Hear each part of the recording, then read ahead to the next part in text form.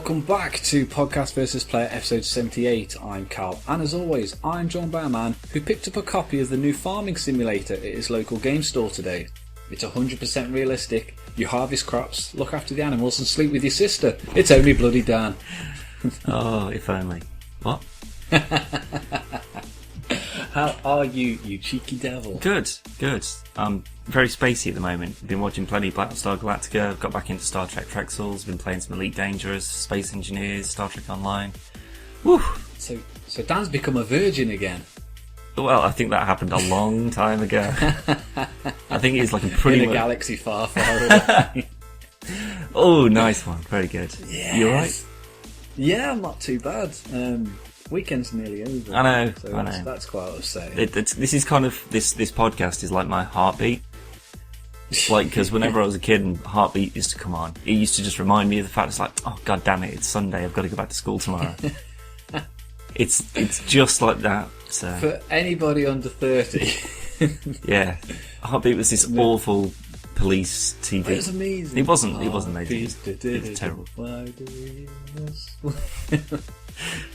Anyway, would you like some news? Yes, please. Right, our first bit of news, Dan.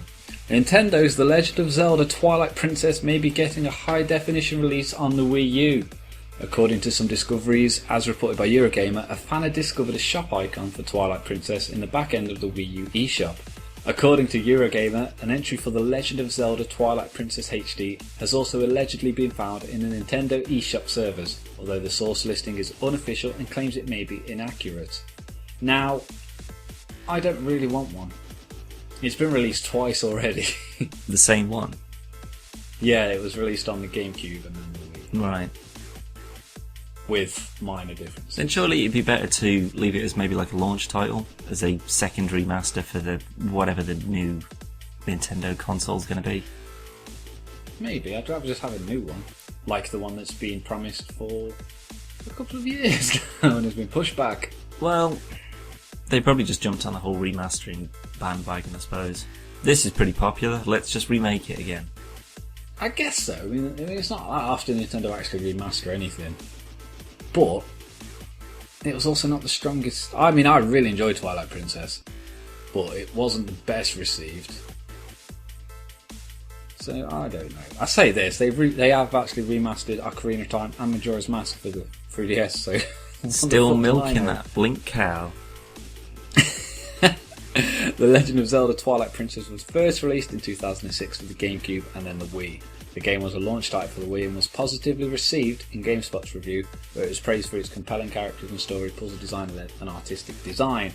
Review-wise, it did very well, but for some reason, fans didn't particularly like it. And I don't know why, because I'd probably say it's my favourite one. No. So, I don't know.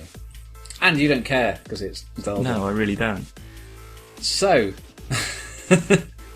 EA wants to expand into the GTA Assassin's Creed gigantic action game genre. Shocker.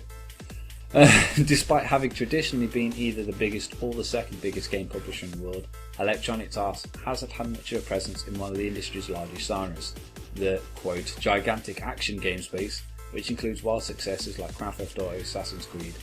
And EA want to get in on that action, Dan. Fuck knows why. It's a missed opportunity with Battlefront, maybe. Possibly. There is big planet, actually. Sort of landscapes, wandering around, NPCs, big battles, that kind of thing.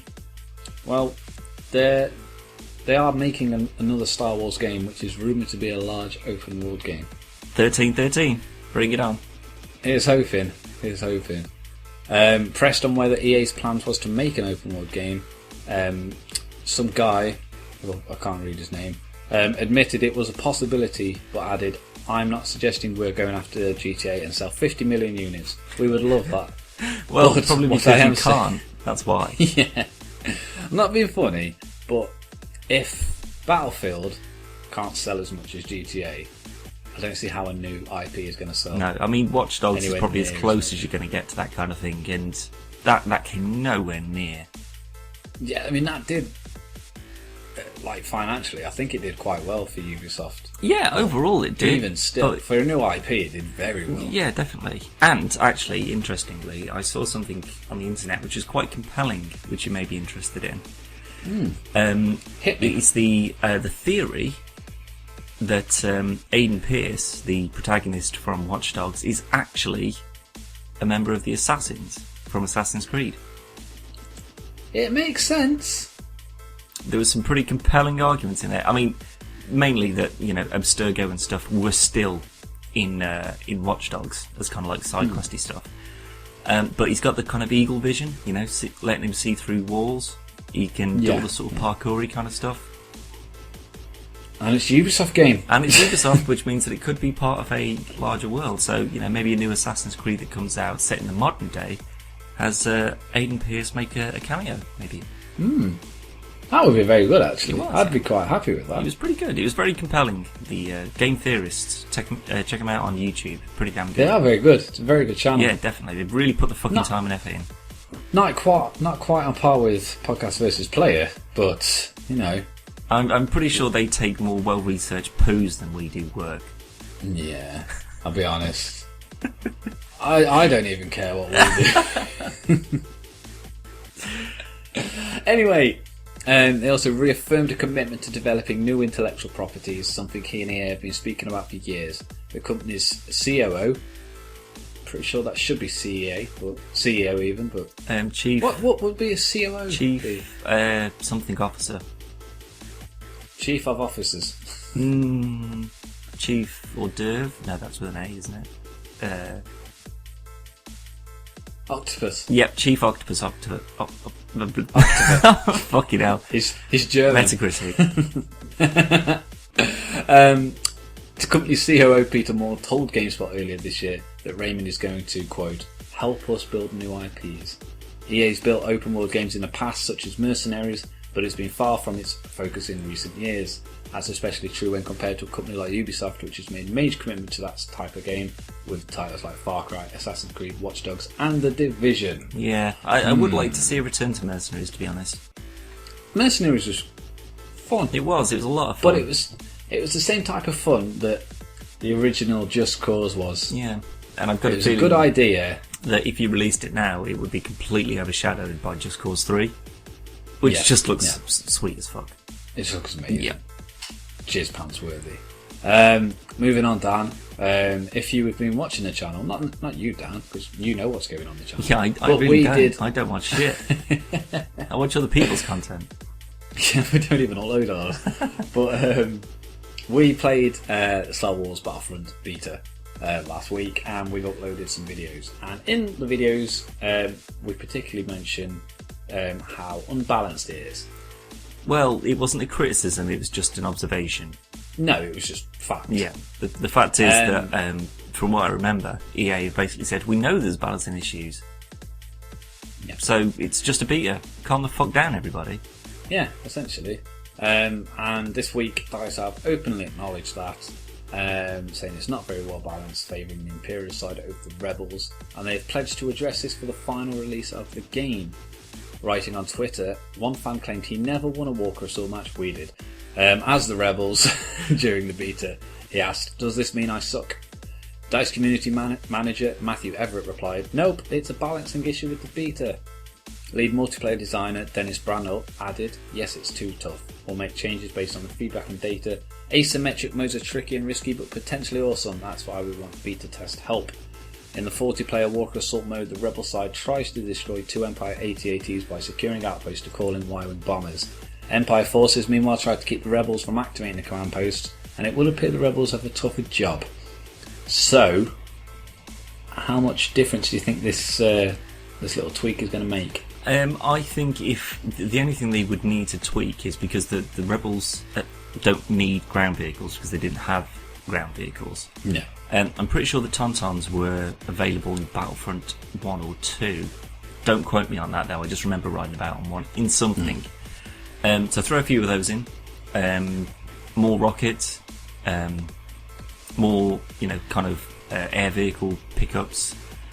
Maybe make Luke a little bit more OP if he's got to take on, AT-ATs and AT-STs as well as Vader and, all the TIE Fighters and bullshit. So yeah, I mean, just give the Rebels way more. I'm hoping that they'll have sort of side-specific cards. So, like the Empire, everyone will have sort of, thermal detonators and all that sort of stuff. But there'll be more specific ones. So for things like Walker Assault, there'll be like those kind of like ion torpedoes or whatever the fuck they were, like those missile things. Off the single player. Yeah. So if you give the Rebels more options regarding, kind of explosives and things, then the Empire won't favour them. So I mean, you need to still keep the AT-AT and AT-ST as powerful as they are, because you can just walk around and just annihilate people. Yeah. And I mean, I've seen people get like 100 kills and stuff, and they don't get out of vehicles. And it's just like, fuck me, come on. But that's another thing they need to change, is the duration of time you can be in a vehicle. Well, I don't know. I mean, the AT-AT, you can only be in there for a minute. And no, but the X-wings and the Y-wings and that. Well, I don't know. I don't TIE think. Fighters and stuff. I don't know. I mean, putting a time restriction on everything means that it's not really, because if me or you got in it, we wouldn't have enough time to get good. No, but I mean, not necessarily how long you're in it. I should have worded that better. Because there was a couple of times where I was in, say, an X-wing and I got killed, and I spawned and I could instantly pick up another card. Yeah, they need to. Right there. Yeah, they need to randomise, especially things like the hero pickups and the vehicle ones, so that people do not just stand there and wait for it to respawn. Yeah. Then get back in a TIE fighter, get 20 kills, then someone finally takes them out, and then they just go straight to the next one and get back in it. Yeah. You know what I'd quite like, and I don't know how easy it'd be to implement, but as you know, Dan, I'm not a big fan of camping, and I don't mean sleeping outdoors. I do that daily. Yeah. But on Prop Hunt on Gary's mod, if you don't move around, you get kicked. Yeah, there was an old Call of Duty game. It was like, well, I think it was the first Call of Duty they had on the PC. Basically, that had an anti-camping mechanism built into it. So if you stayed still for like 15 seconds or something, a bomb would just land on you and blow you up. Yeah, it should be something like that. So maybe not 15 seconds, but... Well, I do think you're right. I think that there needs to be something to say, or like, a limit to how many times you can be a hero or in a vehicle. So if you say 2 ground vehicles, 2 air vehicles, and 1 hero per match, that way you can either get in there and you're really good and you don't get shot down, and you can stay in there the whole match if you want to, although what's the fun in that, for fuck's sake? You want to do that, for fuck's sake, go on bloody Rogue Squadron or whatever it's called. Just do the aerial battles. But you don't want the same person to be. You want every noob, the opportunity to have the opportunity to be Luke Skywalker and Darth Vader and Battlefront and all that sort of stuff. So just limit it. Just say, everyone can be a hero once in a match. I mean, how many matches did we play where neither of us were heroes? But that because most of them we weren't looking though. We were still. There's just so much fun and intensity to have from standard battle. Being the bad or good hero doesn't really... It's too much pressure. Yeah, I mean, plus, as soon as you're them, everyone sees you and just absolutely annihilates you.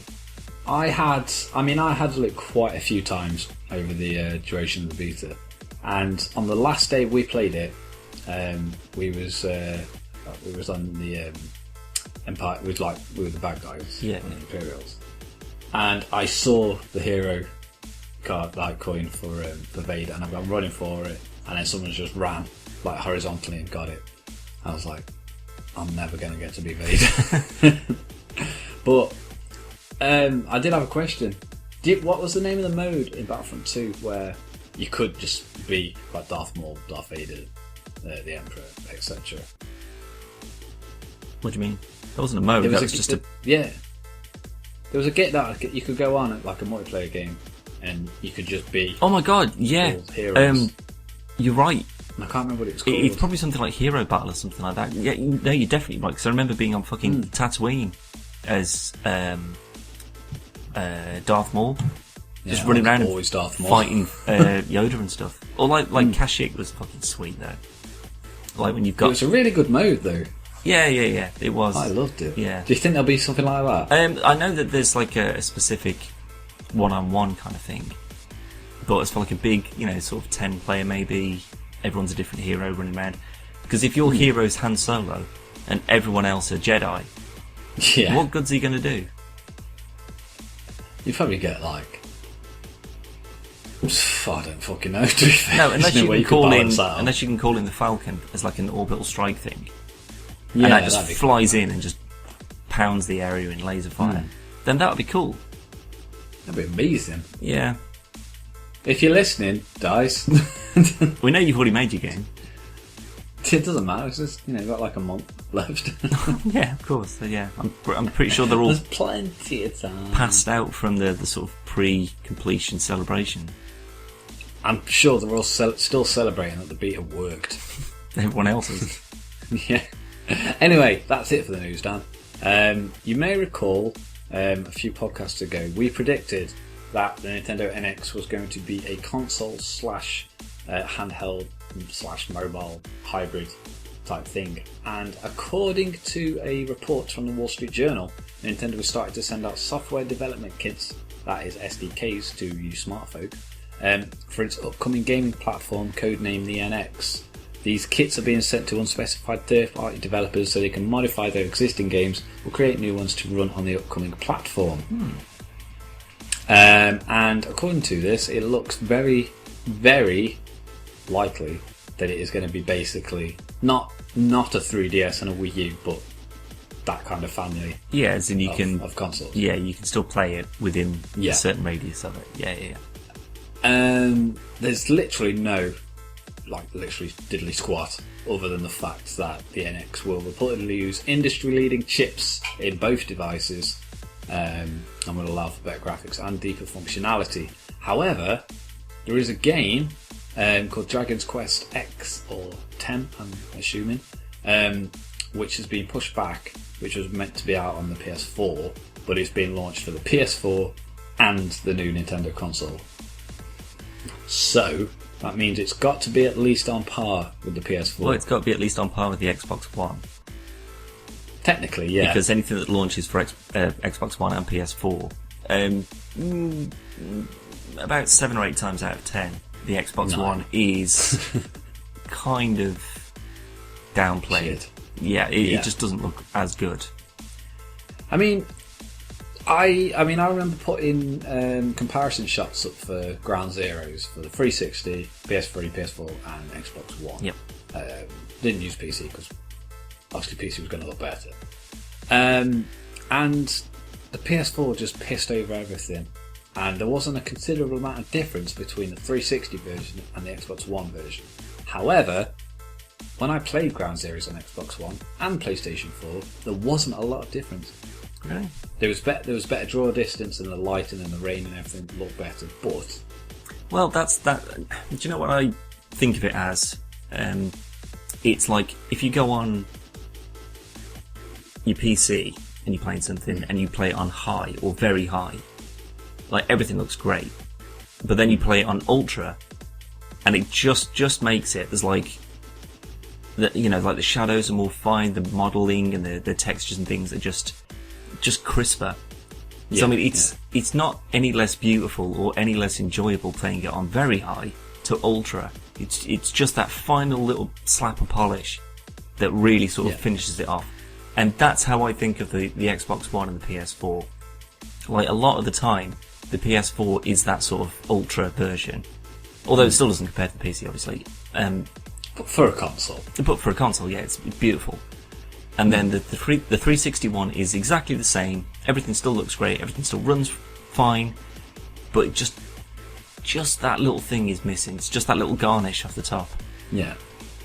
It's not powerful enough. That's the problem. And a lot of people are putting a lot of faith in the new DirectX drivers.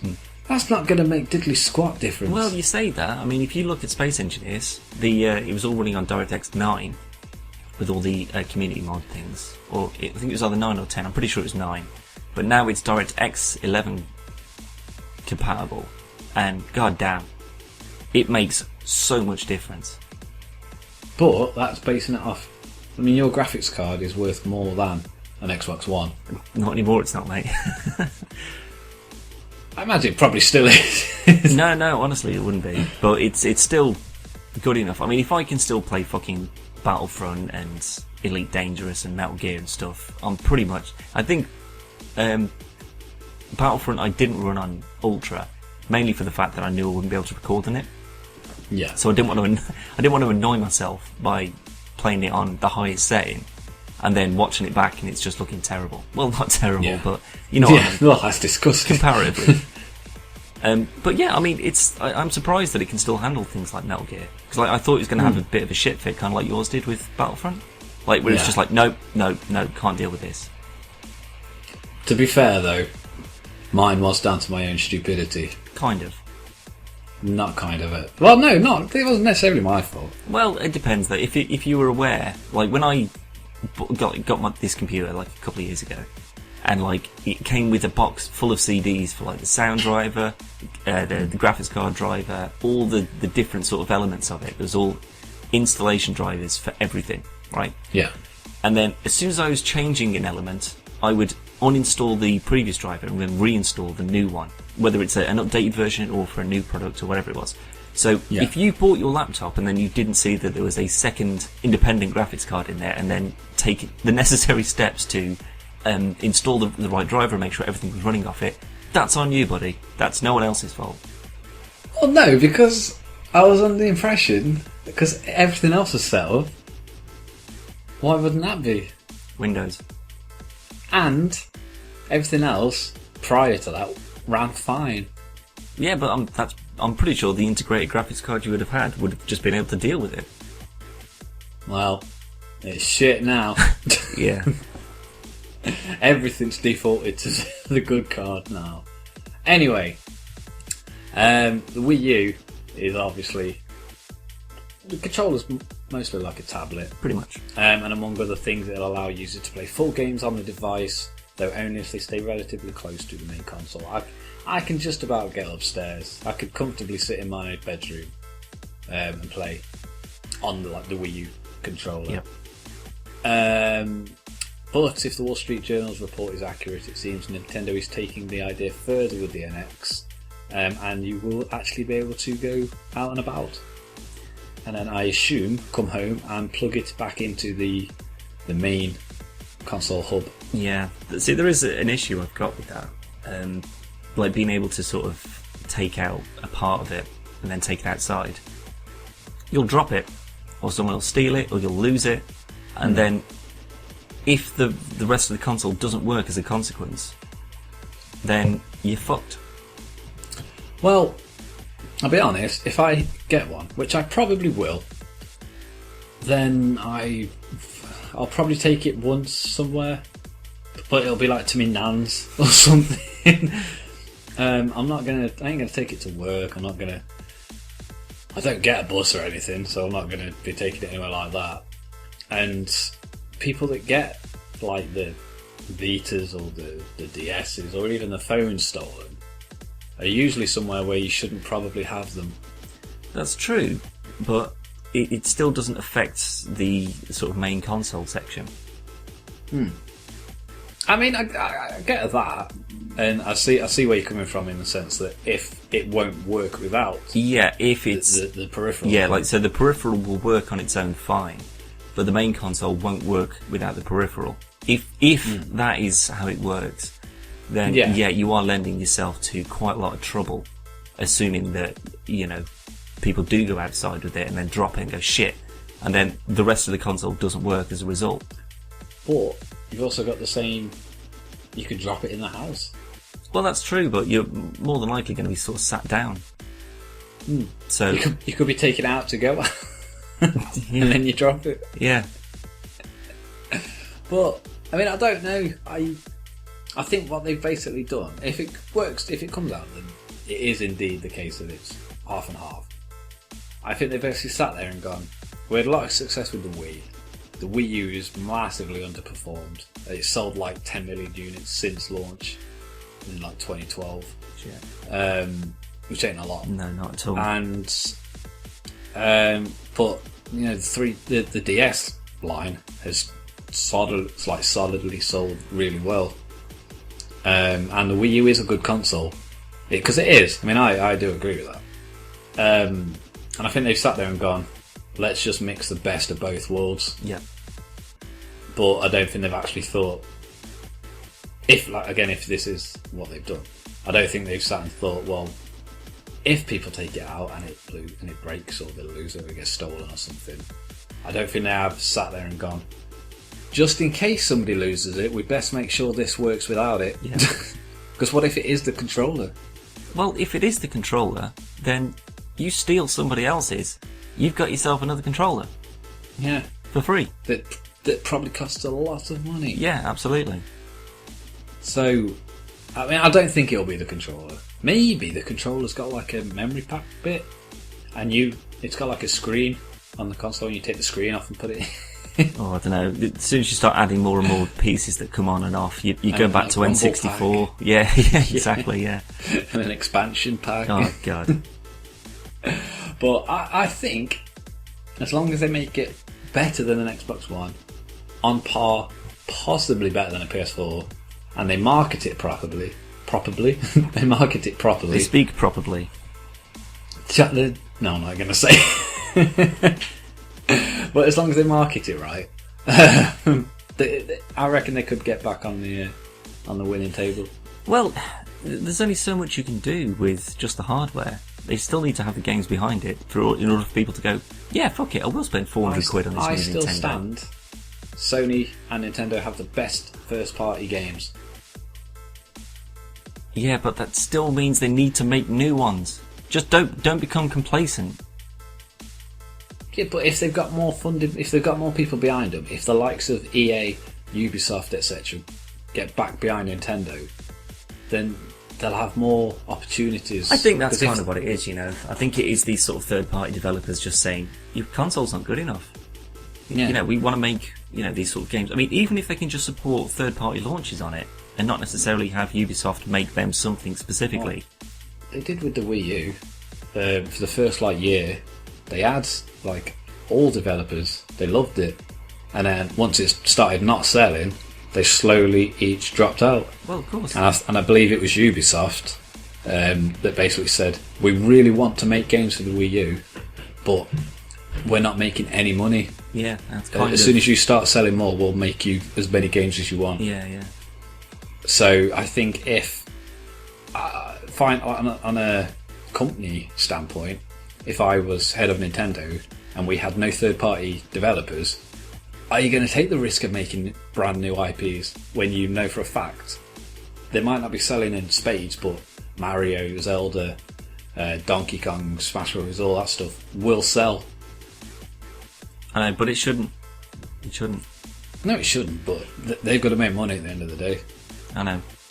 And if it just annoys me though, because people keep buying it, they'll keep doing it. It's like Call of Duty. It's just like, I was going to say, it's the same argument for cards. Yeah, exactly. It's just like, stop buying it, and you'll force them to make something new and something more interesting. And fucking hell, how many Mario games are there? How many? Yeah, there's 80. It's not 80. I mean, since the fucking NES, there probably is.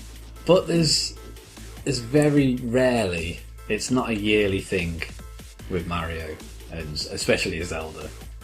It's every now and then, every couple of, maybe 2 or 3 years, sometimes longer. Whereas Call of Duty is every year, FIFA is every year. Even Battlefield's going down that route now. Absolutely. And that's the type of shit. I haven't got a problem with having multiple entries into a series. That's fine. But not every year. Well, make them different. Like, Assassin's Creed has made a whole bunch of fucking games for its franchise. But it will always try and do something new. It will say, right, here's the first Assassin's Creed, here's the second one. Okay, they're basically the same thing. Okay, third one. Alright, how about you can have multiple assassins, you can send them out on missions and stuff. Next one, you can have boats and stuff. And you can, I love the boat inside of it. It's fucking great. Like, it was good. That's still making the same game with the same franchise, with the same roots, but it's introducing new elements to it. And if you genuinely look at the latest Mario game, and you compare that to the one I had on the fucking Game Boy, is there really much difference? Yeah. Not really. Mario 3D World was amazing. No, this is the fucking original Game Boy I'm talking about. Like the 90s. No, yeah, and the new... Like you said, the latest Mario, which is Super Mario 3D World. Well, it's the... On the Wii U. The Super Mario... Super Mario Brothers. Whatever the newest one of that is. Oh, yeah, like it's called New Super Mario Bros. U. Yeah, that's the one I'm thinking of. But I think it was basically like a kind of remake of the Wii version. I think it might have just been a sequel to it. Right. But it was basically people would complain that they wasn't like the old games, basically. So they made like a new version of an old game. Jesus Christ! If you actually sit down and make what people want, you'll just have asteroids for 80 years. Yeah. No, it wasn't exactly like that. That's not how it went. But either way, it was still fucking ace. And I actually traded the Wii version of New Super Mario Bros. And I got like 30 quid for it. Well, at least they're good for trading value. Jesus. Nintendo always are. First party Nintendo games you get shitloads for. There's a tip there for you traders. But Mario always makes somewhat of a change. With the exception of the SNES versions, which were they had a few, they added Yoshi and stuff like that in it. A few differences. But from Mario 64 onwards, there's always been at least a subtle difference. Like Super Mario Sunshine was all about using I think it was Flood, whatever it's called, like the water machine that Mario had on his back, and you could fly with it. You put the paint stuff out. You could use it to swim faster and stuff, get to different locations. It was very interesting. Super Mario Galaxy was all in space. So I like Mario. Don't care what you say. Mario needs to fuck off. Needs to fuck off and then come back in about 10 years when they've got nothing else that they can make, because that's all they know how to do these days. No, I agree with the likes of Mario Tennis and stuff, but not the actual proper Mario games. No, they're fun. They can fuck off and die, a lot of them. I've got down a Wii U for Christmas. Well, it's very nice of you. You can take it back. I haven't. No, of course you haven't. I would though, because I genuinely think the Wii U is a good console. Is it better than my PC? Yeah. Fuck off. Definitely. Obviously 100%. It's not. It totally is. Even says it on the case. I had it specially engraved. Just so I didn't think it was a waste of money. Yeah, so that's what made it not a waste of money. To be fair though, everyone stole Zombie U like the last couple of months whenever it came out. It's now called Zombie. Yeah. Stupid. I don't see the point, because the biggest draw of it was like using the gamepad. Well, I don't know. Maybe it's an Oculus thing. It might be. Still pointless though, because you're still gonna have to bring up something to go into your inventory and stuff. Well, just as you can on every other fucking game ever. Oh no, because that was like on the Wii U. The inventory was on the screen already. I know, yeah, but it's still one button press. Oh no, because that's only selecting the stuff. Yeah, so it's not going to make any difference for any other game that's got an inventory screen on it. No, it's more convenient. Well, that was the point of convenience is a weapon wheel. That is convenience. GTA, that is convenience. I don't like the weapon wheel. No, I think it's great. I think you can still see what the hell's going on. You can choose whatever you need for the exact situation. Yeah, that was the point of that on Zombie U though. Yeah, but you've got to look away. What's happening on the screen. You've got to look down at your fucking balls. It was meant to simulate like looking in a bag and then looking up to make sure nothing was coming. If you want to play a zombie simulator, I'll play fucking DayZ, thank you very much, and that doesn't have a stupid inventory screen that comes with it. It doesn't have a working control system. It's still an alpha, shut up. I'm sorry, how long has DayZ been an alpha? They haven't. I don't think they've specified. Well, I know that it's supposed to be a full release by sort of Q3 2016, but from what I've seen, Since everything 14. they've... What? Since like 2014. I was still working at B&Q when Rick was telling me about this. So that's at least 3 years ago. That's a long time, man. That's a long time. And it could be like late 2016. Assuming it doesn't get pushed back any further than that. I mean, that was the kind Well, he's left, hasn't he? Oh, what, Dean Hall? Yeah. But there's still a massive team there working on it. I mean, don't get me wrong, I'm not bashing Daisy. I do very much like Daisy. But it's a long fucking alpha. It is. But I don't think it was under any kind of illusions that it was going to be, we'll just do alpha for 6 months, then we'll do beta, and then we'll be out next year. They were just like, well, no, you want early access to it. I mean, this is being built from pretty much scratch. So if you want to get in on it early, you can do. The more we sell, the more money we get. Engine, are they? They've got their own engine now, haven't they? Well, they're still using the Bohemia Interactive. Oh, are they? Yeah. I'll take that back then. I mean, they're supposed to be, like redesigning everything, but I haven't seen the change. Not yet. Well, if anything, I've played like sort of 5 or 6 hours of DayZ since whenever we played it last. I haven't seen a single fucking zombie. Well, last time we played, they'd added vehicles.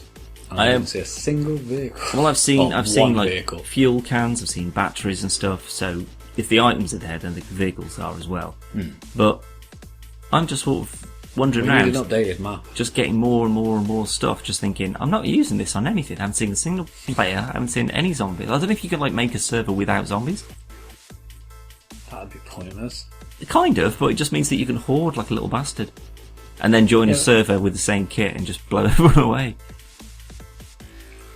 Well, yeah. That's a really good idea. That's kind of what I've tried to do, but whenever I seem to join another server, I just start with nothing. Yeah, like a rag and a chem light, and I'm like, oh, brilliant, thanks. Yeah. That'll get me out of fucking shit, won't it? Well, this just in, DayZ final release will be a launch title for the NX. It won't. Can you imagine that? No. It's like, thanks for testing DayZ for the last 6 years. It's not coming out on PC. We decided to push it for the NX. Well, it's like all those old memes, isn't it? With like other people saying thanks for like all the console people for beta testing GTA 5. So when it's properly released on the PC, we know what we're doing with it. And it's pretty much true. Because like half the function wasn't there. Like the online, the heists and everything didn't really kick in until fucking PC came around. I'm still pissed off that Rockstar came out and said we're not releasing GTA 5 for next gen because there'll be more people with PS3s and Xbox 360s, so we'll make more money just releasing it for that. And I was like, fair enough, because obviously I was sat in a board meeting with so I got it for PS3 and I bought a PS4 like the next month when it came out, and then they went and released it next gen. Yep. And I still got it, but that's not the point. Well, that's money for you. They lied to me, Dan. They lied to me. And they will never stop. I know, bastards. That's it though, Dan. Basically, we still know nothing about this new Nintendo console, other than the fact that SDK kits have gone out to third-party developers. Well, I'm looking forward to seeing what actually comes back from them. Test footage or sort of demo of hardware and all that sort of stuff. I quite like those sort of elements of it, so it'd be quite nice to see what it's capable of. I reckon, because apparently Nintendo will hold a earnings briefing on October 28th where it possibly may have more information to share.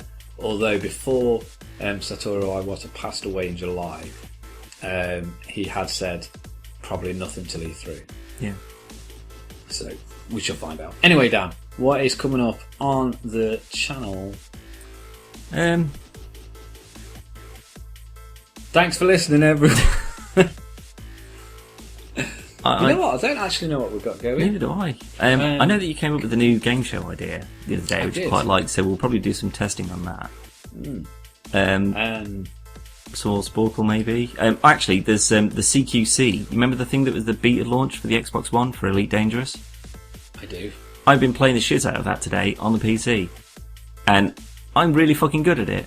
Apparently these ridiculous, overly sensitive controls that I absolutely adore in games. And now he's now coming back to play to my advantage. Because I was fucking devastating people. I played like 3 matches and I'm already ranked 6. I'm just loving it. Are you going to film any? Probably, yeah, definitely. If anything, if the chaps at Pixel Bandits and their Elite Dangerous crew have got it for the PC, I'll be more than happy to play some games with them. There you go. So, big shout out to Pixel Bandits over on the old Twitter. You can follow those guys. I believe it's at Pixel Bandits. Yes, but without an E in Pixels, it's Pixl. I believe. There you go. That could be wrong, so don't shout at me. Go on our Twitter. They're on there. Yeah. What is that Twitter? Speaking of our Twitter, Dan, I'm glad you brought it up. Our Twitter is at PodcastVPlayer. You can see all our crazy shenanigans that aren't that crazy. It's usually us moaning about something. And on there is also a link to our website, which is what? It's www.podcastvsplayer.com or .co.uk. Doesn't matter. You'll end up in the same place. Yeah, it's still shit, so it doesn't matter how you get there. There's not a lot there. You can also head over to the YouTube, which is youtube.com/podcastvsplayer. I'm going to end this, Dan, on a happy note. Oh? You ready? Go on. Just Cause 3 is out in December. That's not a good thing.